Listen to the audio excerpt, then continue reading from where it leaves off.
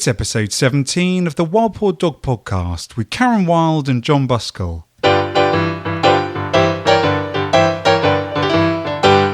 This podcast has been sponsored by 2 Pure Pet Fresh for a cleaner and fresher home, recommended by pet behaviour specialists. On this week's show, we're talking about house training your pooch and your doggy radar. Hello, Karen. How are you doing? I'm good, thanks. How are you? Yeah, not too bad. Onwards and upwards, as the dog breeder with weeing pups says. I know. And I wanted to talk about that this week because I do get so many questions about this topic.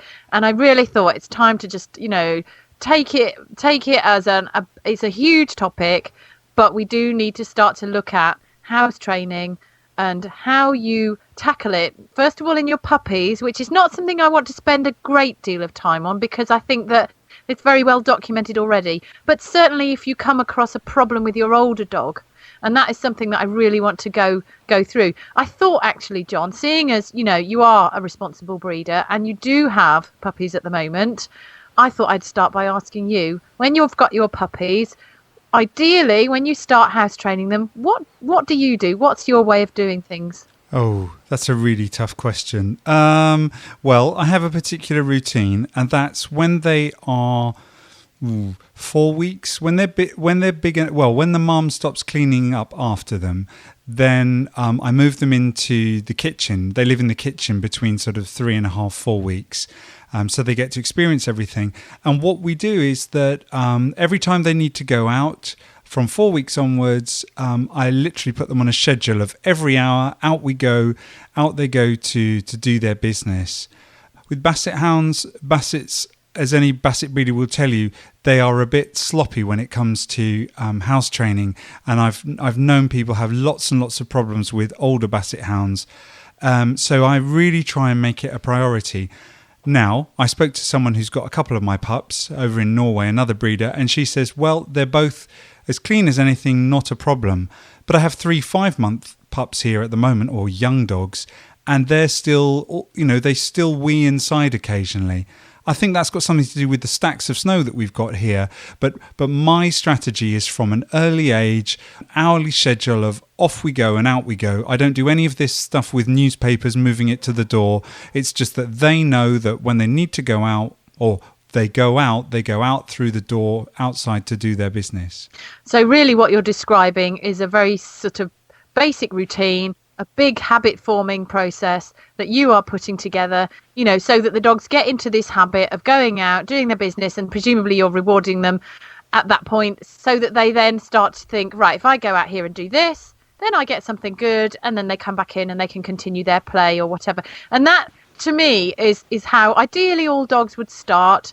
I know they have accidents. We were just chatting about this, weren't they? And saying, sometimes when they get very excited and they're playing and they have little accidents. I think with young dogs, you can, do not allow accidents because ideally you don't really want them to have any. No. But as long as the habit is forming, that is what you want to promote. So in theory, if all dogs started like that, we would never have a problem. However, I do get letters, and I did have a lady contact me, Colette. Her dog is toileting in the kitchen at night.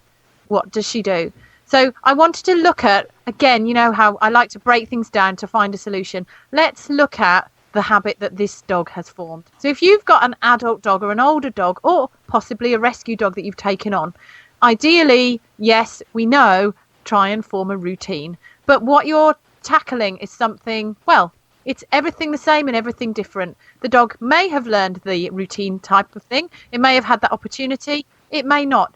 But the difference is the dog has now learned a habit of toileting inside the house at an older age. So first thing I would say to people to do is identify what the habit is. What is the dog doing? Keep a diary. Yeah. Keep a diary so that you're not just coming down and thinking, well, sometimes my dog toilets at night and I come in and it's weed in the kitchen.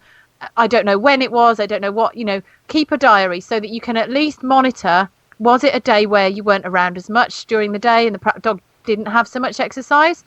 Was it a day where they had an awful lot going on and, they were perhaps family party or something like that. So basically, the first thing is don't take your eye off the ball. Keep completely on there. Karen, one of the things that I say to people that buy pups from me is that actually it's not the dog that's responsible for weeing inside. It's you, the owner. Because if you haven't got the routine, if you haven't got the time to walk your dog, or if you're, leaving a particular female dog for a long period without going out, you're responsible for this. How do you feel about that? Yes, I agree. To a point, I think that, yes, of course, if the dog isn't given the opportunity to go outside, then, you're responsible for that. And it might be that certain times, you're finding that the pattern is that the dog has no way of telling you that they need to go out. And there are lots of things you can do to teach a dog to show you that they need to go out. Now, overnight, this can be harder, I accept. But during the day, it's usually useful to, first of all, make sure the dog can hold it, because they may not. And we'll come back to that. But that they have a method of indicating to you that they want to go out. And there are some brilliant products out there. There's a product called Poochie Bells, which are little bells. You can hang them off your door. You train the dog to tinkle the bell so that you can tell the dog wants to go out. Some dogs naturally bark to go out, but I'm always loath to teach that as a habit, because I don't really want my dogs that I train to learn to bark for things that they want, because sometimes the dog then generalizes it to other things they want that aren't necessarily useful to us. So hanging a bell on the back of the door, teaching the dog that put something the other side of the door that the dog really wants, and the dog usually will try and jump up at the door to push it open, and you attach the bells to that, and they learn that the sound of the bell means the door opens. Now, that is in a nutshell how I would do it. There are more stages to that, but that is a good way of giving the dog the way, to tell you, I need to go out to the toilet. But isn't there a problem with that though, Karen?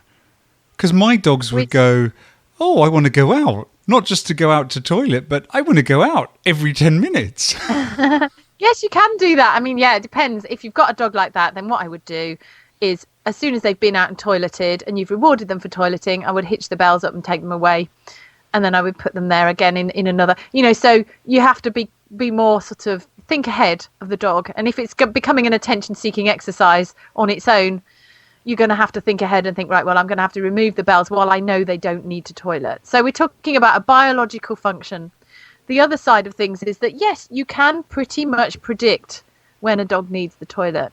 When they've eaten, they probably will need the loo shortly afterwards. When they've had a drink, same thing. When they've woken up, when they've had a play, there are certain times that your dog is going to need the loo. So if you want to mark those times and you've got an older dog, start to think about it. What time am I feeding them? Am I actually feeding them quite late in the evening, and then they're needing the toilet in the night, and I can't actually let them out? So it may be something like that. There are other things you need to look out for. First of all, what is it you do when you actually find out the dog's, been to the toilet? And I thought that this had stopped long ago, but I did see some clients not that long ago, and they said, oh, when we come down in the morning, and if the dog's been to the toilet, we really show her we're cross.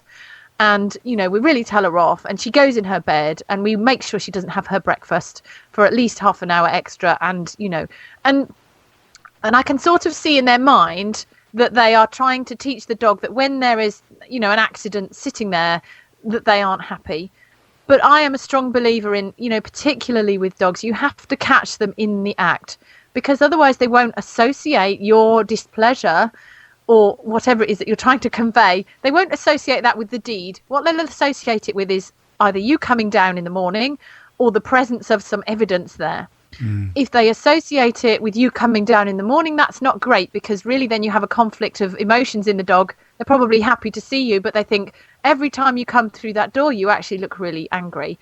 And they don't necessarily associate it with what's on the floor. If they, however, associate it with what's already on the floor, some dogs will desperately attempt to either do it where you can't find it, or they'll eat it if it's solid. They'll eat it before you get there, and that is terribly sad, because you have this terribly anxious dog not fully understanding what it is they've done in the past that was wrong, but associating the presence of something. So they aren't necessarily going to stop producing it. No, this is what. So you have to catch them in the act, really. Exactly. This is what my neighbour Karin has. She's got 2 labs. She bred a litter of labs, and she kept a daughter, and Selma is now 2.5, and she wheezes and poos inside, and when she poos, she always tries to gobble it up. It may be that some dogs do it because actually, like we talked about that, didn't we, in another podcast? So you can listen to that podcast, guys, if you want to hear about poo eating habits in dogs. But it may be that it still is quite, tasty. But I think it's terribly sad that a dog isn't really understanding why you're so, if you are getting like really angry and punishing them, it's not fair if they don't understand why. If you do want to catch them in the act, I still wouldn't advise a getting cross type punishment. What I would advise is a very swift distraction. A noise, clap your hands, do something to distract the dog and make them think, what? And then quickly, because you know they need the toilet, just as you would do with a younger dog, scoot them outside, always the same route out of the door, and stand there and wait for them to go to the toilet, and then reward. And then, now this is the really important thing, don't wait for the dog to go wrong and then try and deal with it. Predict then with the techniques I've just said to you. Have your diary ready, work out what happened in the day, then think it's normally around this time that they need to go. I'm going to catch them before they do it, give them plenty of opportunity to go to the toilet, and then reward them well when they're outside. And those cycles will build up and form a new habit of their own. It's really important that you understand, if you're trying to replace a habit, that they've got a well-ingrained habit that probably suits them reasonably well. So you've got to produce an extra convincing argument, if you like, as to why they should do it another way. And the other way is, keep clean. Let's keep the house clean. Some dogs don't really care. They don't feel like they have to keep the house clean. They don't see it as a problem to have urine, feces laying around. It doesn't bother them. Some dogs really don't like it. So it may be that your dog is a little bit along those lines, but you have to get this whole repetition process in place. It's really, really important. Now, I don't want to. I want to say, Karen, I don't want to shift things into medical issues too much. But one thing I say to people that buy female dogs from me is that you have to watch out for things like cystitis and pyometra. And of course, if a female dog is weeing a lot, weeing on herself, I do, and particularly if they show some kind of discomfort, if there's some discharge, then that's when you contact your vet. Well, absolutely. And I think that, the interesting thing is, I always, if someone comes to me with a house training problem, my priority is to get the dog looked at by a vet anyway, because that's part of, my code of practice. But there are certain signals that it may or may not be medical. We're not vets, so we can't diagnose. Exactly. But if it's only at night, you wouldn't necessarily, if they've got a UTI, a urinary tract infection or something like that, you'd probably see it throughout. Sure. If it's a very sudden, if it's a sudden onset, all of a sudden they suddenly have a house training problem, straight to the vet, because it could be that they've got an infection or something like that. So don't delay if those sorts of things happen. If it's an ongoing long-term problem, I would still take the dog to the vet first, because it's difficult for a behaviourist to look at it and say, well, it could have a, I don't know what the problem is. It could have a medical problem. The other thing that a vet or a qualified behaviourist will look at is it that the dog's actually getting older? And some older dogs will just start to lose their awareness of, what is. They might have previously been pretty good, actually, at toilet training and going outside. And over the months, maybe over a couple of years, it's gradually got a little bit more erratic, to the point where they kind of don't really seem to know whether they're in the house, whether they're out the house, and that could be the early signs of what's called cognitive dysfunction, which is a bit like, like a dog sort of getting a bit senile and not really understanding what's going on because they're getting older. So again, a vet can certainly advise you with that. And there are things to do you can help with. And as you say, John, if you've got a female dog, sometimes they can, sometimes they're not really weeing as such. Sometimes it's just a bit of a loose, something can't stay in. You can get dog nappies that will help you with that and help your dog just, stay clean. And there are ways to deal with these things. The other side of things as well, you mentioned females. What about male dogs and marking? Yeah, so is it that they need the toilet, or is it that they're actually scent marking? And if they're scent marking, you've got a whole other section of things to look at. Sometimes, and I'm not advising this, but sometimes castration will help. Sometimes it won't. You do need to speak to your vet about that. Sometimes it might be that the dog is anxious, and be very aware that sudden onset house training issues can be a result of anxiety or fear. So, You might have had fireworks in the community. You might have another dog in the household that suddenly unsettles things, or an upheaval, a new baby. So do take that as part of your diary and look at it and think, do you know what? This has only started since we had the baby, or this has only started since our neighbour's dog came round. So try and be sensitive to it rather than just masking the problem and sort of training over the top of it. Look at why, then look at how. And you've got to look at the why first of all. Two issues, Karen. One, crate training. And two, how do we clear up properly so they don't do it again? Oh, yeah, crate training. Now, I tend to... I don't have a problem with crates. My dogs both sleep in their crates. They love them. It helps because when they're young, I can confine them to a smaller space. And what you generally find, unless you've got a rescue that has been in a kennels or an ex-breed dog that's been in a kennels a lot, but you generally find that a dog would not want to toilet on their own bedding. If they are toileting on their own bedding, you definitely need to seek expert help, definitely. But on the whole, they don't really want to do that. So introducing a crate very gradually, making it a safe space. And there's a crate training leaflet, which is free actually on my website. You can download that and go through it. You introduce it so gradually that the dog likes being in there. You never shut them in. You don't trap them, nothing like that. But they learn to regard it as their bed area. And of course, crates have a door. So once you've got the dog used to being in there, you can keep the door shut. That means you can confine them to their bed area, and means that then when you let them out, the first place they go is straight outside, which gives you the opportunity to reward them toileting outside. So that can really break a habit because you're forming a new habit. And the dog generally, if they're feeling anxious and if you've introduced the crate properly, then you can reduce their anxiety as well because they generally feel more secure if you've done it properly. So that was the first thing. You mentioned having the door open and then once they're getting used to being in the crate, then closing it. What if you've got a closed crate door and the dog starts to, paw at the door to get out of the crate? Well, ideally, you're using the crate for the only reason you're using the crate is to help with your house training.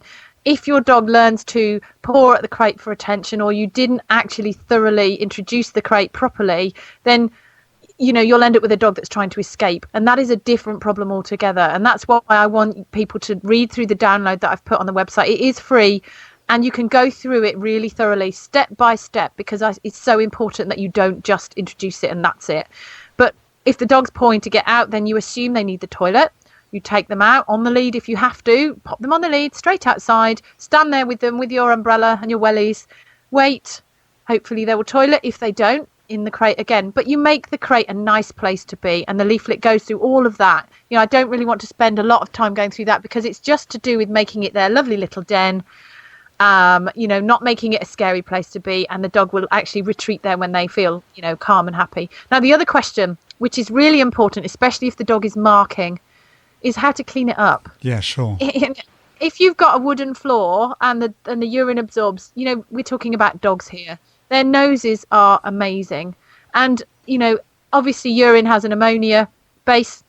If you use an ammonia-based compound, the theory is, and I've shown that it can actually compound the problem and make it worse because you're actually adding an ammonia smell to an ammonia smell. It doesn't necessarily help. So you do need a good enzyme-based cleaning product. Now, there are lots of these on the market and, you can go and see a range of them. You could even use...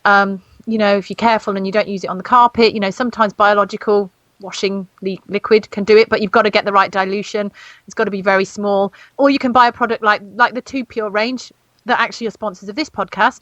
They're not the only one. Other products are available, but they do make it their priority to use something that breaks down the enzymes in the urine, and that's the kind of product that you want, particularly if it's on an absorbent surface and if it's on carpet. Carpet is really hard. So I tend to restrict the dog from carpeted areas while I'm teaching, because the last thing I want is a nice scent boundary here for the dog to keep continually mark and remark. My other tip, which is completely off my own back, and I do need to test this more thoroughly, is once I've cleaned it all up, first of all, I mop it up.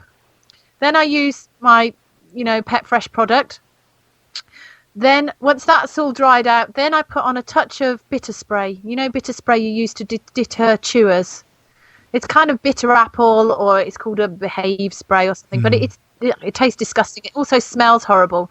So if you've got a male dog, the first thing they will do is start to sniff before they mark, if they're marking. So they'll let their nose down, sniff and think, that smells actually rather horrible. I don't think I want to do that. It gives you the opportunity, it certainly works for me, to see them sniff, see them move away and think, oh, they need to cock their leg, and out you go. Or interrupt them or do something else with them at that point, because I think perhaps the dog needs a walk. If it's a male dog that's scent marking, take him out for a walk and let him do it outside. So, there are things that you need to think about, again, with this whole habit cycle. Karen, is there anything else that we need to think about in terms of house training, things to watch for with older dogs? I think I would just keep an eye on it. And I think the diary is the key. If you're not sure what happens at night, leave, if you can, and it runs long enough, leave a camera running so you can film it. There are lots of webcams now that will just record overnight. There's very, very small files. You can just get a very bog standard image going, and you can keep an eye on things. And it just helps with this information. But I would advise, a trained behaviourist will know the right questions to ask you at the right moment, and they will reinforce the right things to do. They will tell you fairly if there's something that's not working. And if there's something that you're doing that's maintaining the problem, actually, which quite often you can end up doing, then they will tell you that as well. And then they will give you a personalised set of things to do. And that is really, really important, because sometimes you just can't stand back from your own situation to see what really is going on. Okay, Karen, let's move on to this whole issue of handling. We were talking a bit about handling last time. What do you want to say this week about handling? Well, someone was asking me about, when their dog's out on a walk and another dog rushes up and, they didn't know that dog was there, and, it's too late, the dog's on top of their dog and there's a problem. I think that you have to develop what I call a doggy radar. So a doggy radar is, a radar, okay, it tells you when things are on the periphery, and it's like a little bleep, bleep, bleep, and it suddenly appears. Oh, see, is that Dearborn? Dearborn agrees. I don't find dog walks terribly relaxing sometimes. And the reason is I'm somewhere like our local woods where I know there's lots of rabbits and deer and squirrels and muntjac, which are sort of deer, but they're smaller, all sorts of things going around. So I can't see the smells. None of us can. So to say that something comes out of nowhere or your dog suddenly darts off, you probably can't smell it. That's probably what it is. So I don't expect you to develop a good sense of smell. I mean, if we could, that would be amazing. But you do need to have your radar switched on. You can't, much as it's lovely to sort of tromp through the woods and not really pay attention, you can't really afford to do that when you've got, as one dog is not so bad, 2 dogs more difficult, 3, 4 more is very, very hard to keep your eyes and ears peeled all the time. But I do think that a responsible handler does that exact thing. And if you can't do that, or you can't trust your dog, then you would need to keep them attached to you somehow. There's no magic cure for this. If you've got a dog that stays by your feet all the time, then your area of control is within 1 or 2 feet. That's actually quite easy. But if you know you've got a dog that loves to hunt, they maybe get into chasing, or they want to run off and do things and be friendly, you need to keep an eye on that. But also be aware that there are other dogs where their handlers may not have their radar switched on either. So you need to be compensating, in my opinion, compensating for anything that happens. So if another dog comes, you probably see it quite quickly or hear it. And you can do something quickly with your dog, because you don't necessarily know whether the dog coming towards you is friendly or not. Let's like to think that they are if they're off the lead, but that's not always the case. So rather than getting into your head the habit of, oh, this is an unpredictable scenario, it's actually not unpredictable at all. I mean, one of the things that I've learned since last week's podcast is to try walking with the lead right close to my side, particularly now that I'm lead training 3 pups simultaneously, getting them to walk together. And I found that really, really has helped. And also to stand up absolutely upright and to look ahead instead of crouching down over them, as I tend to stoop. And I've actually found that this has made walking much, much more enjoyable. And I mean, of course, I do have a tendency to trip up over them occasionally because they're, 3 eager pups desperate to sort of explore. But no, I've really found that a good tip, actually, Karen. It's such a mild thing to do, isn't it? It's just to say, and I think I said last week, I'm always saying to people, stand up straight, and I see them bob up, and they're sort of aware of it all of a sudden. but it's such an easy thing to do, but it makes it, I find makes such a huge difference. So again, give your dog a chance to have their exploration, but if you've got your radar switched on, you can give your dog a little bit more freedom. The area of control can extend.